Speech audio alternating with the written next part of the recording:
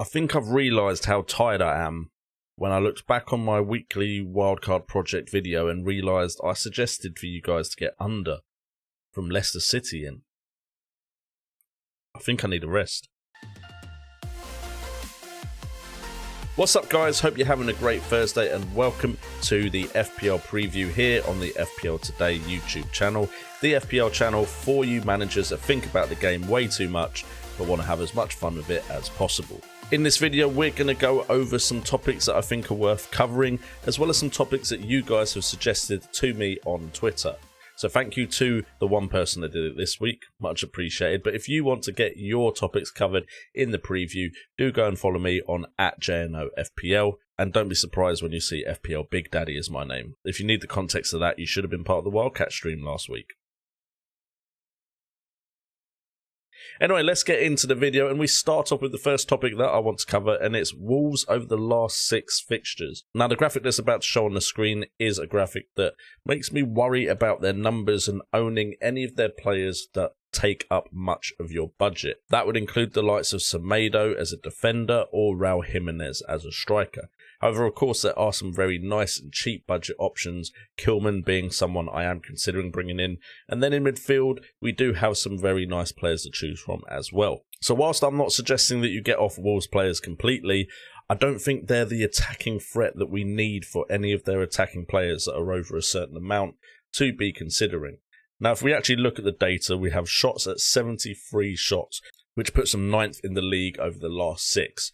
On target, they've got 19, which puts them 15th. Inside 34, which puts them 14th. And big chances, 7, which puts them 17th. With 6 goals scored over the last 6, that puts them 16th in the league, with an XG of 5.95 at 18th. However, they do get bonus points, putting them 8th with 23. And total points is 285, putting them at 5th, which I think shows us which way we should be getting into this Wolves side, and that is in their defence. Now, in a season where a lot of teams aren't getting many clean sheets, that could be the perfect solution to a lot of our problems, and we could consider looking elsewhere for attacking players, because I feel like Wolves are just being a lot more defensively solid and maybe don't have the attacking output that they used to have with the likes of Doherty and Johnny as the 2 wing-backs and Jota as part of their attacking lineup. Now, don't get me wrong, I have liked the look of Podence, and he finally did return for me last game week. And Neto, to be honest, too, looks like good value, and it almost seems like they are keeping Adama Traore out of the starting 11, and I wouldn't be against having either of these two, especially with Podence having an expected goals at 1.41 and Neto with 1.85 expected assists over the last 6. But even those numbers aren't fantastic, but their price point makes them worthy of consideration. But just the point, those of you that are on Raul Jimenez, even though he had great fixtures, I feel like potentially there are better strikers to pick from out there. Just a shame the one I really want, Danny Ings, has seemingly gone and got injured and has been put under the knife recently.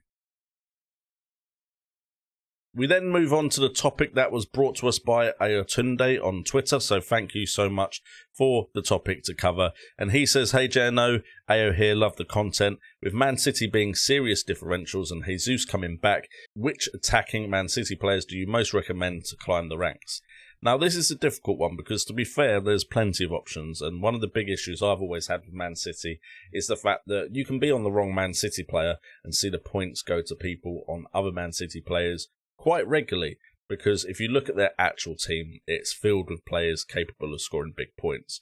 Mahrez is one to consider, Sterling, Kevin De Bruyne, Aguero, Jesus, Foden, Torres, Bernardo Silva, and plenty more could score points in any given game week.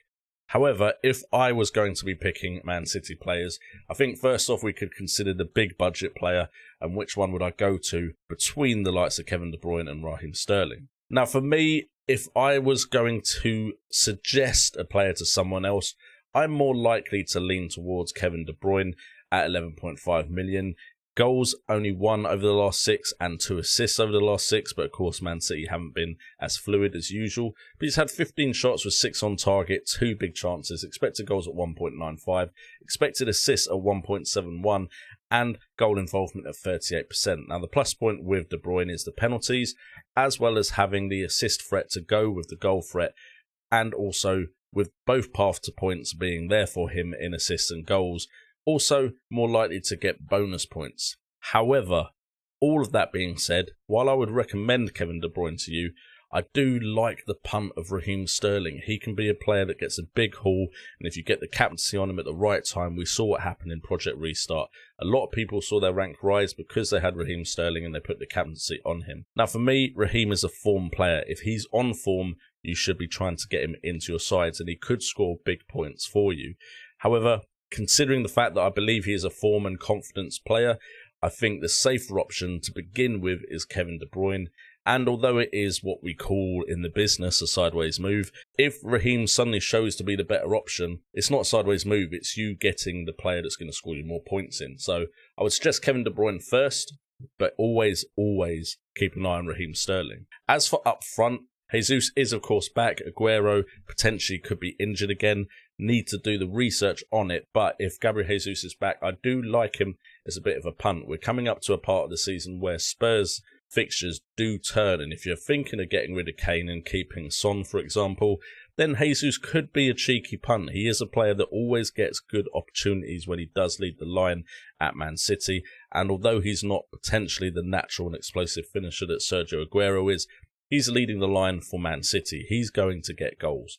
Now, he's only played 90 minutes this season in the Premier League, so the stats aren't going to look good, but 3 shots in those 90 minutes, all 3 of those shots being on target, and expected goals at 0.47, expected assists at 0.51. I think he could be a decent punt. And bringing him in allows you to keep potentially some of the heavy hitters you have in midfield, the likes of Bruno Fernandes, Son and Salah being in consideration. You can keep them and then still get your Man City coverage up front. I'd also say he makes other options around him more appealing, although I will still keep my eye on Ferran Torres because he has looked good leading the line for Man City recently in both the Premier League and the Champions League. And then finally, as Man City options go, we look at Foden, and I'd go Foden just over Torres because I think he's more nailed on in this side, but he is a budget way into Man City's attacking lineup.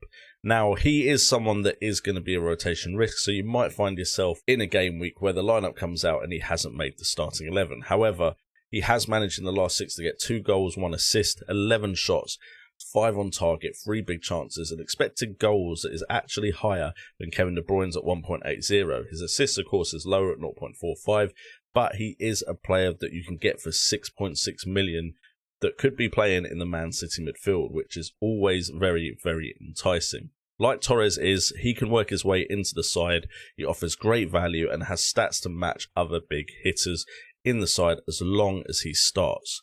And he's the perfect kind of price for you to go for that Man City double up. Now for me, when Man City's fixtures turn good, I don't know who I'm going for, if I'm perfectly honest with you, Ayatunde. I'm probably likely to go De Bruyne, but I really like the look of Sterling. I think he could have quite easily hauled recently if the players around him had been in better form and had seen him in the right positions. He's also a decent finisher compared to what he used to be, although I still am not 100% sold on his finishing, but he can score really good goals. But Kevin De Bruyne is the one that I just naturally feel like has the most logic behind it, and Sterling is more of my punt and the FPL gambler in me.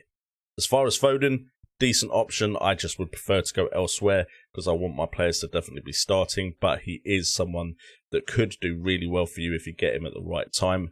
And as for Jesus, that could also be the way I go into the Man City fixtures, purely because I might want to keep Son and Salah. So hopefully that has helped you out, and hopefully, as I'm now on furlough, I should be doing lots of FPL content for you guys, but also streaming a lot on Twitch. So do consider checking out my Twitch in the link in the description down below.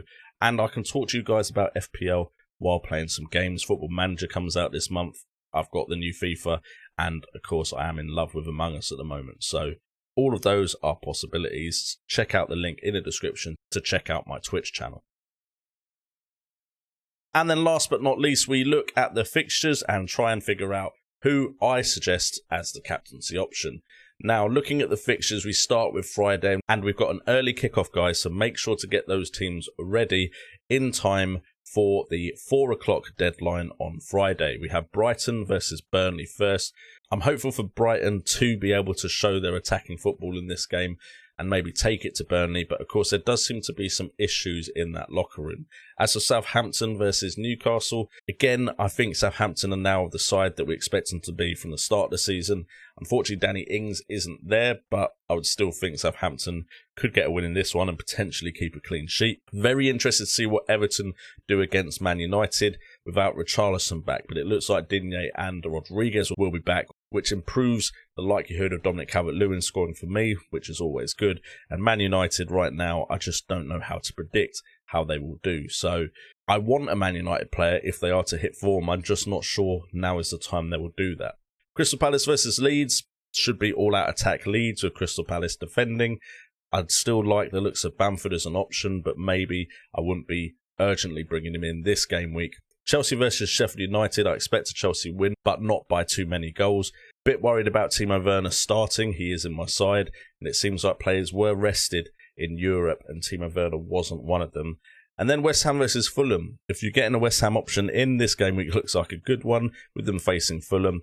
Unfortunately, Antonio is out, but I still think this West Ham side does have enough about them to get some goals in this game. Then we have the Sunday football, and there's the fixture with the most likely captaincy choices for me. It's Spurs versus West Brom, Spurs being away. I think West Brom are going to try and park the bus, but the likes of Harry Kane and Son and Gareth Bale should be able to break that down. And then Leicester versus Wolves, that could go either way, but Wolves do have a decent record against Leicester away, but I wouldn't want to predict that one. But Leicester did do well against Leeds, so this could be the turn around the corner that they needed to find their form.